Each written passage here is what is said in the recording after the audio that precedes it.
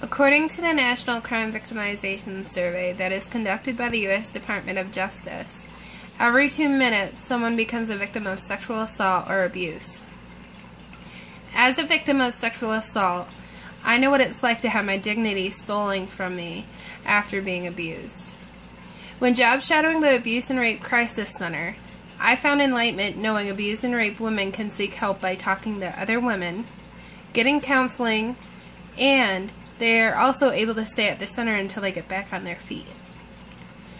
According to the authors of 1in4USA.org, 84% of women who have been sexually assaulted state that their life has been changed forever. At the Women's Center, I was able to speak to many of the women who were victims of sexual assault and abuse. All of the women I had a chance to speak with said their life had been changed forever once they became victims. They won't be comfortable to date for a while, and if they do get together with someone, they're never going to be able to fully trust them. Some women said that after they were raped or abused, they became fearful of what would happen to them because they didn't know who else they could turn to or who would help them, other than the Abuse and Rape Crisis Center. There was one woman who had her family turn on her after she was abused by her husband. Her family no longer accepted her as part of the family because she shouldn't stay with her abusive husband, but her family thought she should stay with her abusive husband because of the kids. According to the U.S. Department of Justice, the National Crime Victimization Survey of 1944, 34% of the women who have been victims of sexual assault or abuse have contemplated suicide. For that reason, there is a counselor who is available 24 hours of the day for women to talk to.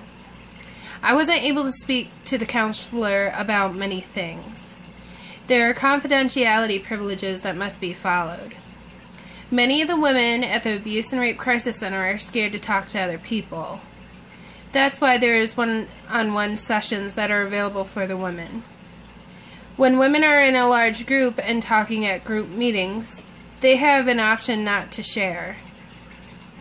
The women who come to the Abuse and Rape Crisis Center come to the center because they have given up all hope and guidance. They have nowhere else to go. They feel as if they don't have anyone they can trust except for strangers who work at the Abuse and Rape Crisis Center. One of the volunteers I spoke to said that some of the women who came to the shelter have their own families turn on them. Without family, who else do you have?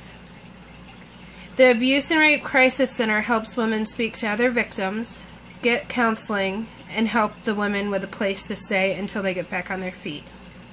The Abuse and Rape Crisis Center gives hope to women who feel as if they have no hope at all.